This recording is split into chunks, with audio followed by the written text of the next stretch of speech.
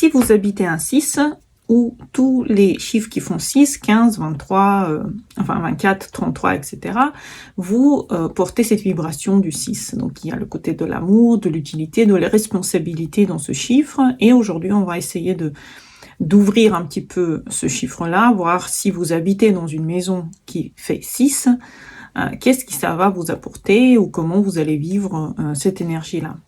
C'est une énergie qui veille sur les autres, c'est une énergie qui aide, c'est une énergie familiale.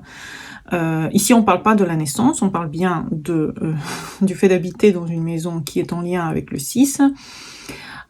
Pensez en astrologie, par exemple, à la Vierge, la maison 6. Donc, si votre nœud nord est en 6, ça pourrait correspondre ici à la Vierge, en fait, si vous habitez un 6, ou spirituellement au Verseau, dans le sens spirituel de ce chiffre. Mais d'abord, et la plupart du temps, on va penser à la Vierge, on va penser au service, et on va penser au fait que il y a certaines contradictions aussi dans ce chiffre, il y a un certain devoir dedans, et cela demande beaucoup de se protéger, de se réparer, parfois, dans certains scénarios, de prendre soin de quelqu'un et d'aider, donc d'améliorer. Donc tous ces mots-clés peuvent être en lien avec vous.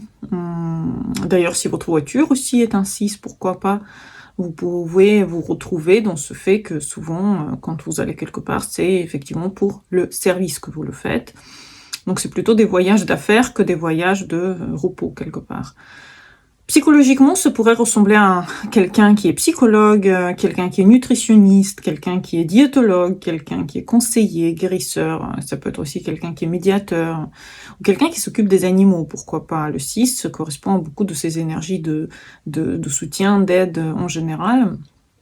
Il peut aussi s'oublier, bien sûr, il peut aussi se sacrifier effectivement à la tâche et porter les problèmes des autres. Donc, ça peut être les côtés les plus noirs du 6 quelque part.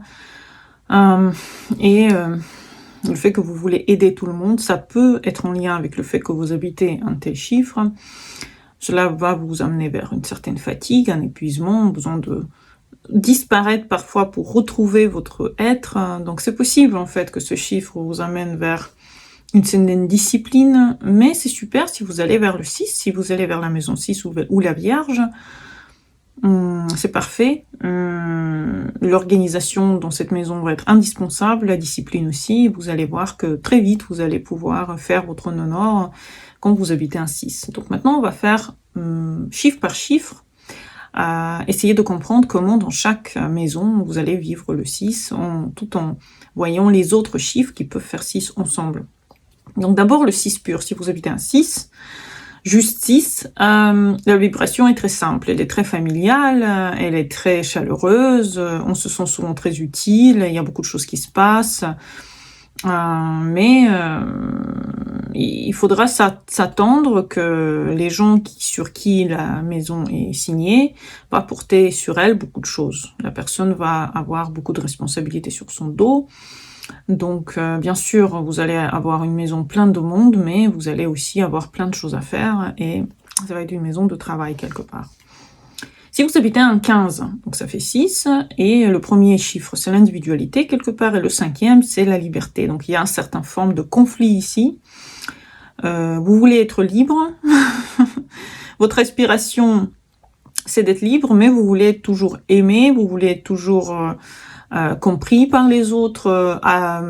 L'utilité est présente aussi avec le 6, donc il y a souvent des formes de dépendance affective dans une maison 15, des difficultés à poser des limites, et voilà. Donc il faut apprendre dans une maison 15 à aimer sans posséder l'autre, parce que l'autre veut une certaine forme de liberté et d'individualité. Savoir que vous pouvez étouffer avec votre volonté d'amour et de lien avec l'autre dans une maison 15. Si vous habitez un 24, donc ça fait 6, le 2 c'est la relation, le 4 c'est la stabilité, donc c'est une maison idéale, harmonieuse pour des couples stables qui veulent une famille, qui veulent une construction commune, faire des choses ensemble, très sécurisante la maison et souvent trop confortable, on a du mal à sortir des responsabilité familiale, mais on peut effectivement construire quelque chose, une famille. Mais on peut cesser individuellement d'évoluer, c'est possible. Le 33, donc il y a 2-3 dedans. 2-3, c'est l'expression, c'est le maître nombre, quelque part. Le 33, ça fait 6. C'est la maison du guérisseur, c'est la maison de l'enseignant, du guide, celui qui sert avec son âme. C'est un moine, c'est un parolier, c'est quelqu'un qui va transmettre, inspirer, accompagner l'autre, mais aussi c'est finalement une surcharge émotionnelle. Il y a beaucoup de choses que vous faites pour l'autre et une certaine responsabilité qui peut devenir excessive dans le monde extérieur. Donc, c'est un chiffre qui peut vouloir sauver le monde, donc il faut faire très attention, faire beaucoup de pratiques spirituelles dans une maison 33.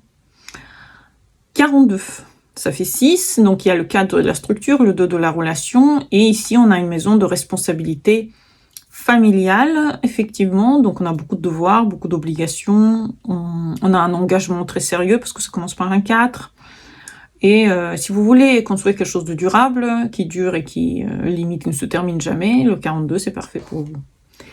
Le 51, donc on a de nouveau le 5 de la liberté, le 1 de l'individualité, donc ici on a le conflit du 6 qui apparaît très fortement parce que ça commence quand même par la liberté.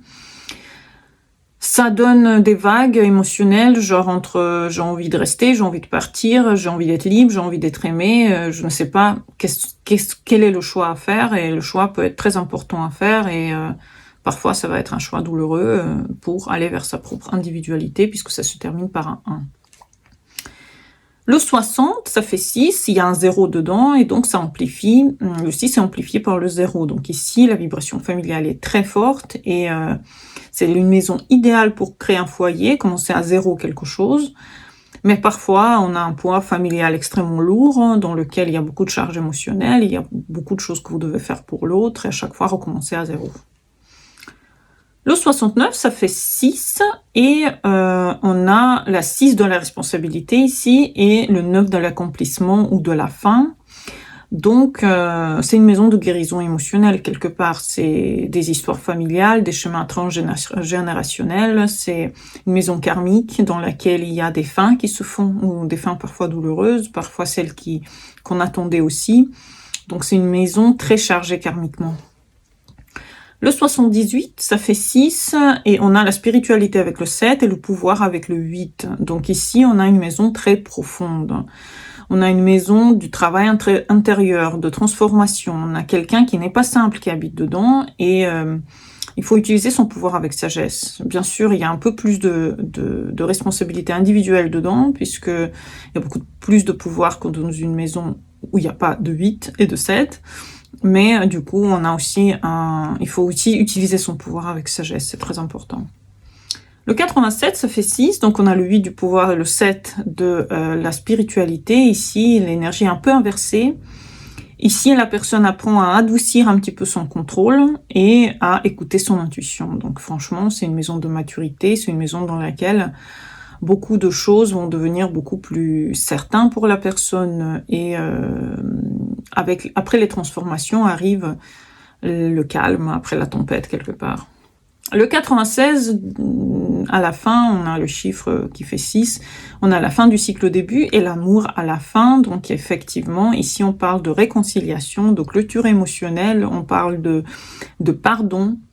Et c'est une maison dans laquelle on peut guérir beaucoup de blessures, on commence par une rupture et on termine par l'amour, donc quelque part on a des plaies, on essaye de les soigner, donc c'est un soin qu'on apporte à soi-même. Donc faites attention aussi quelque part, donc là on a terminé avec les chiffres en général, et on dit que lorsque le 6 ne se vit pas bien, peu importe la maison dans laquelle vous êtes et ce que vous faites dedans, c'est vrai que vous pouvez devenir le sauveur qui aide tout le monde. Et il y a des gens qui veulent pas être aidés, et il y a des gens qui ne vous aident pas non plus. Donc c'est une personne qui donne beaucoup et reçoit peu. Donc faites attention à cela, faites attention à ce rythme. C'est beaucoup de frustration à un moment donné, d'épuisement, de ressentiment.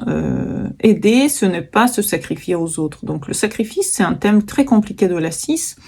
Donc il faut savoir sortir de ces chemins, et faites attention si vous attirez trop de personnes blessées, pas bien, pas bien dans leur tête, dans leur esprit, des personnes en difficulté, parce que c'est vrai qu'on s'attire à un 6 parce qu'il rayonne de sécurité, avec lui on se sent bien, avec lui on se sent sûr, mais après, qui vous êtes-vous? Donc voilà, à la fin, choisissez quelque chose qui vous ressemble. Si vous voulez créer un foyer, une famille, le 6, c'est très bien. Si vous voulez une vie stable, parfait. Si vous voulez travailler l'accompagnement à l'autre, c'est très très bien. Ou si votre nonor est en maison 6 ou en vierge, c'est parfait. Mais évitez ce chiffre si vous êtes déjà très épuisé et si vous prenez tout le temps soin de tout le monde, mais personne ne vous aide et vous vous sentez complètement HS. Et si vous avez beaucoup de mal à poser des limites aussi. Donc faites attention, arrêtez de sauver le monde et commencez aussi à vous donner plus d'amour à vous, parce que le 6, c'est quand même d'abord l'amour que vous donnez à vous-même. J'espère que vous avez aimé cette vidéo. À bientôt pour les nouvelles. Bonne journée à vous et au revoir.